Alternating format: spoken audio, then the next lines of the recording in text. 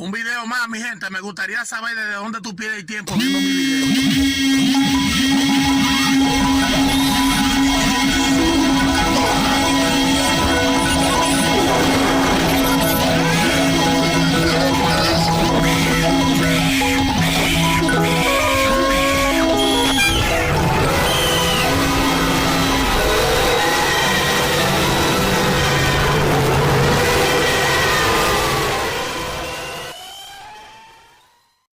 Здорово, чувачки, это Беза. Если вы не знаете, кто я, то под каким вы камнем живете? Я вообще-то лучший художник Поки комьюнити, по мнению Джови Тайма, будущей легенды Поки Ютуба. Обязательно подписывайтесь на него, его главная фанатка.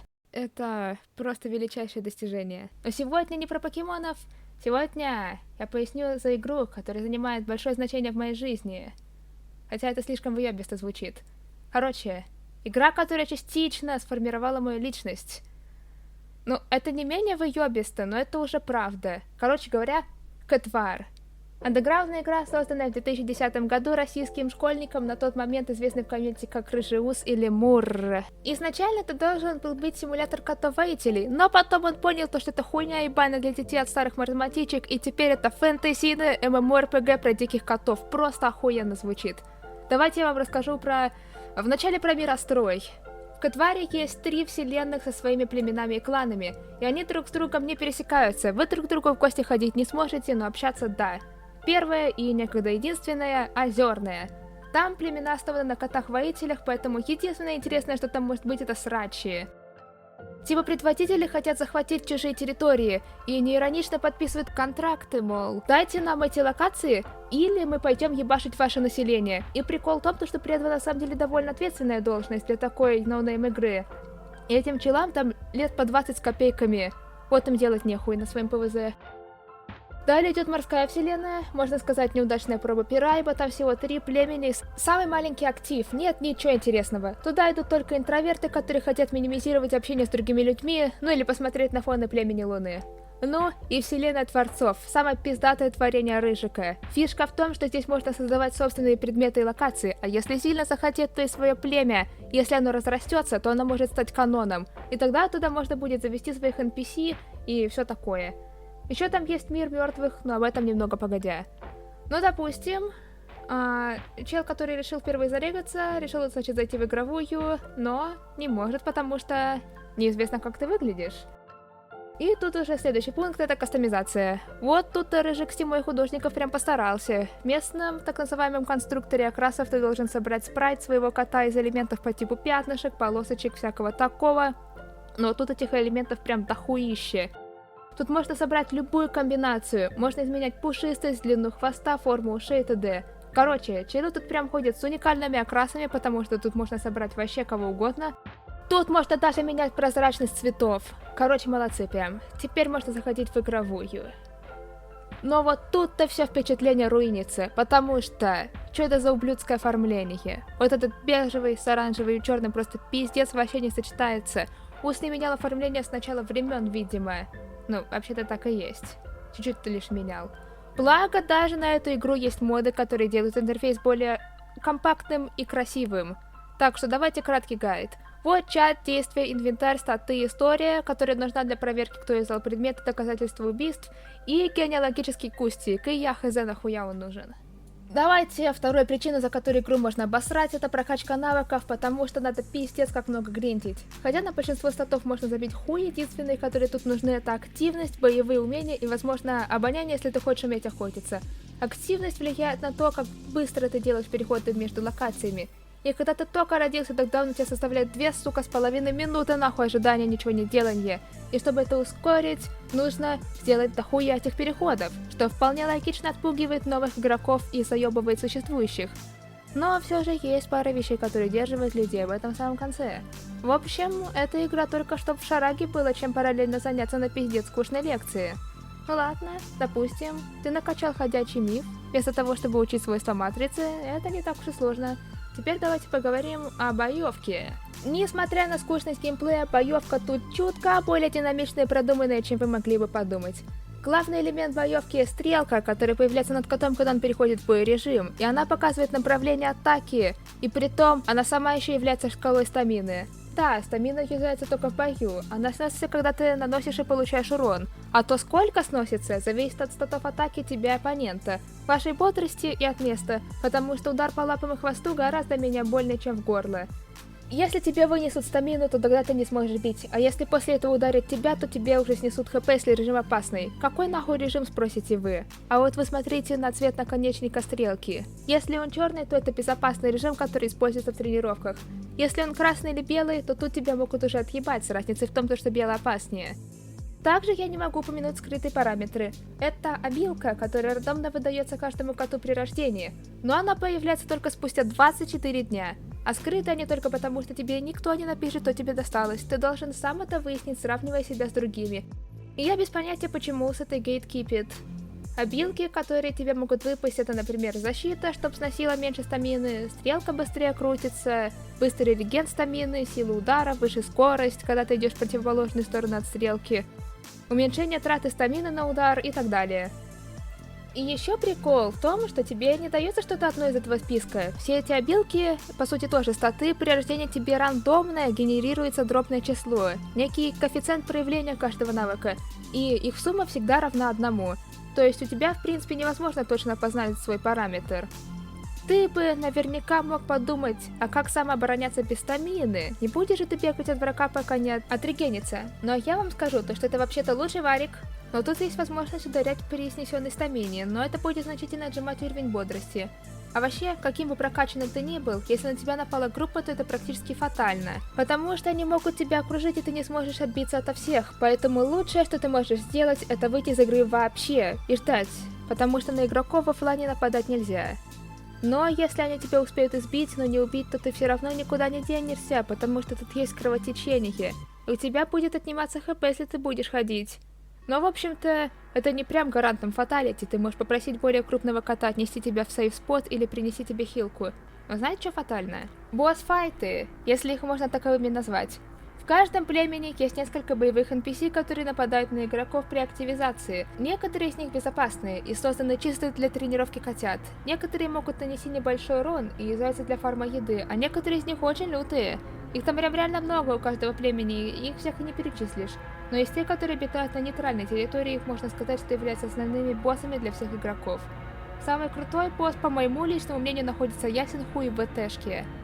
Знакомьтесь, Мурлычка. Обладает максимальным уровнем БУ и СП в защите, при активации носится по всей карте, хуй то и поймаешь, чтобы задеть. Идти на нее в одиночку очень опасно, потому что если ты умрешь, то, это навсегда, ты просто так не возродишься, но об этом попозже. Поэтому люди устраивают групповые рейды на Мурлычку, окружая ее со всех сторон. И вот то, о чем я говорила в прошлый раз. Если на тебя нападает группа, то шансы выжить микроскопические, каким бы сильным ты бы ни был. Если победить Мурку, то с нее падает сыр, который дает рандомные, крайне интересные эффекты, например, беременность от самого себя. Если тебе не фартануло получить заветный сыр салета и ты умер, то смотри, тут есть свои аналоги рая и ада, названия которых спижены у котов-воителей, но по лору тут все совсем по-другому. И да, тут есть счетчик грешков, который называется темными баллами. Но ты можешь не париться из-за их получения, потому что тут единственный серьезный грех — это убийство. Если ты набрал 7 или больше баллов, то ты попадешь в местный ад, а.к.а. сумрачный лес. Он представляет из себя 300 абсолютно одинаковых локаций с одним переходом в рандомную локу. Однако на 4 из этих лок сидят 4 местных стихийных богов или что-то в этом роде. Белифус, Оригнис, Арулис и Фурвентус. Именно в таком порядке тебе надо с ними поговорить, чтобы выбраться из леса, но это вообще еще не все. Из диалогов узнается, что они все пересрались, потому что каждый по цепочке что-то друг у друга спиздил, а всю эту цепочку начал вот этот чувак по имени Саня. Тебя отправляют к нему выяснить отношения, и он заставляет тебя проходить по лабиринту в кромешной темноте, чтобы тот соизволил вернуть спизженное. А после этого снова по ним побегаешь, но уже в обратном порядке. И на самом деле, у леса есть лютый лор, раскрытый на ДРВ 21 года, но я его не помню, инфы нигде нет. Но я думаю, без этого как-нибудь проживете. Итак, если ты прошел эту хуйню или набрал 7 или меньше баллов, то добро пожаловать в местный рай, а.к.а. звездное племя. Тут есть небольшая территория с красивыми видами, и делать тут особо нечего, но тут у тебя есть уникальная возможность, во-первых, удалить свой аккаунт, чтобы начать новую жизнь, потому что в лесу удаляться нельзя, либо переродиться, аккаунт останется тот же и прогресс частично сохранится. По крайней мере, весь твой инвентарь и деньги никуда не пропадут. Перерождение осуществляется путем прокачки особого навыка под названием «Могущество», и способ его прокачки довольно любопытный. Дело в том, что на одной из локаций есть развилка, которая ведет в степи.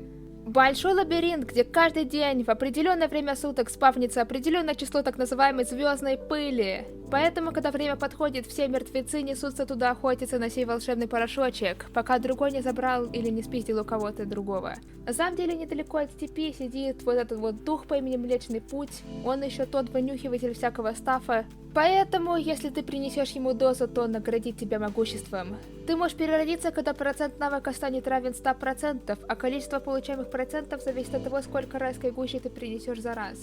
За одну дорожку дает 1%, а за 5 сразу 30, но больше 5 ты принести не сможешь. А также, если ты чмо, которое проебало тайминг или не успеваешь забрать, то для таких как ты создали охоту на мышей-призраков.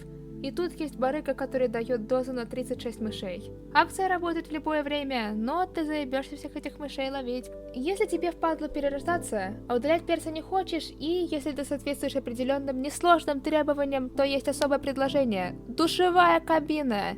Место, где обитают души. Сюда ты можешь отправить своего перса отдыхать и регать новый ак, и при этом старый останется. Да, тут запрещено иметь несколько аккаунтов, ибо на разных раздачах тебе может доставаться больше, что нечестно, всего должно быть поровну. Жителям душевой ничего не дают, вообще ничего, они просто есть, просто висят. Единственный геймплей в душе — это ходить и говорить с другими игроками. Но ты хотя бы можешь оставить своего крутого прокачанного кота там откисать, а самому проживать новую жизнь. Ну ладно, теперь мы разобрали. Да, кстати, все-таки, если вы вдруг заинтересовались этим вопросом, то если ты набрал ровно 7 темных баллов, то ты попадешь либо туда, либо туда. На рандом. Теперь предлагаю пройтись по доп-контенту. На Варе официально отмечается Новый год, день расстрела Чикатило, день рождения игры, тот ДРВ, 7 апреля, кстати, Хэллоуин и сезонные игры эксклюзивны для конкретных племен. На каждый из праздников завозят ивенты, которые по сути являются квестами в виде сюжетных бродилок с редкими мини-играми а-ля Сапер. И это круто на самом деле, потому что нестабильно каждый год что-то высирают, и лор этих квестов друг с другом не связаны. Самое крутое, что за их прохождение тебе дают уникалки, что-то вроде трофея, которые могут обладать крутыми эффектами, а на сезонных играх вообще замутили кейсы, где падают предметы-бафы, и могут давать редкий коллекционный уник в зависимости от крутости кейса. И да, у трофеев есть редкость, и даже разработана 10-бальная система ценностей уников. Хоть это и неофициально, но все равно очень крутая вещь в сфере обмена и продажи, так что это та еще темка, поверьте. Следующую темку вы наверняка не ожидали, но... О да, он тут есть. Но он тут супер завуалирован, и вам не покажут порнуху с животными. Его сюда добавили только ради размножения. И да, если ты играешь за вумана, то ты можешь залететь. И если ты племенная, то у тебя не будет возможности покидать лагерь, пока ты, не сдуешься. Прикол в том, что дети котов это новозареганные игроки, поэтому когда ты только родился, то есть шанс, что какой-нибудь рандомный тип будет называть тебя своим ребенком и обустраивать тебя в новом месте. И это звучит супер странно. Ну, по факту так и есть, но людям так зашло это РП-действие, то что они размножаются, как только их персы достигают совершеннолетия. И потом, как только проходит кулдаун после родов. Раз уж до этого говорили про размножение, то нельзя не затронуть генетику. Для тех, кто качал активность на парах биологии, есть два вида гена. Если один доминантный, другой рецессивный, то у тебя проявится доминантный, но второй никуда не денется. Ты можешь передать ему потомству, и он может случайно проявиться. На Варе все точно так же. Твой кот может родиться с 4 ушами, альбинизмом или витилиго, если у твоих предков есть эта мутация, причем она не обязательно должна проявляться у них. На геймплей это никак не влияет, однако это редкая косметическая фича, которая ценится на уровне какой-нибудь редкой Федоры в Роблоксе.